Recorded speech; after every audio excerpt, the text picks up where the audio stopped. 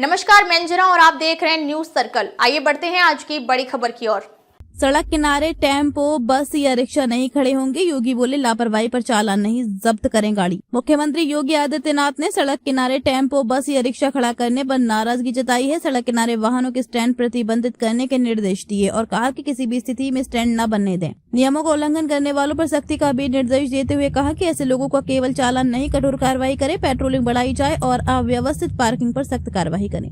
उन्होंने कहा कि सड़क आवागमन के लिए होती है, वाहन खड़ा करने के लिए नहीं। हाईवे और एक्सप्रेसवे के किनारे लंबे समय तक खड़े वाहनों, डग्गा मार वाहनों और सड़क किनारे खड़े कतारबद्ध ट्रकों को गंभीर दुर्घटना का कारण बताते हुए उन्होंने इन पर प्रभावी कार्यवाही के निर्देश दिए हैं।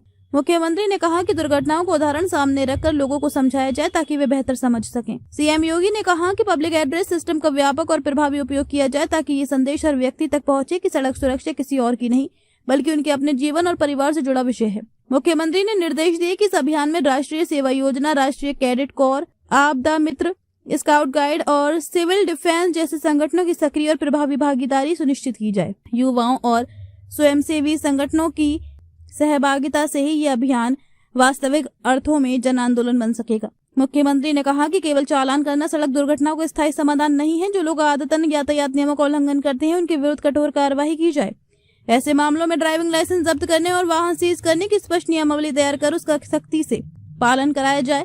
मुख्यमंत्री ने स्टंटबाजी करने वाले युवकों के विरुद्ध भी पूरी सख्ती बरतने के निर्देश दिए। मुख्यमंत्री ने ये भी कहा कि नियोजित प्रयासों के परिणाम स्वरूप जहरीली मदिरा बनाने और बेचने की अवैध गतिविधियां लगभग समाप्त हो चुकी हैं। फिर भी व्यवस्था को सजग रहना होगा। सड़क सुरक्षा माह की समीक्षा 1 से 31 जनवरी तक सड़क सुरक्षा माह मनाया जाएगा। मुख्यमंत्री ने इस दौरान E4 मॉडल यानी शिक्षा, प्रवर्तन, इंजीनियरिंग और इमरजेंसी केयर अपनाने के निर्देश दिए हैं। मुख्यमंत्री ने सड़क सुरक्षा माह की तैयारी की समीक्षा के दौरान कहा कि एक्सप्रेसवे पर पेट्रोलिंग, एम्बुलेंस और क्रेन की संख्या बढ़ाई जाए।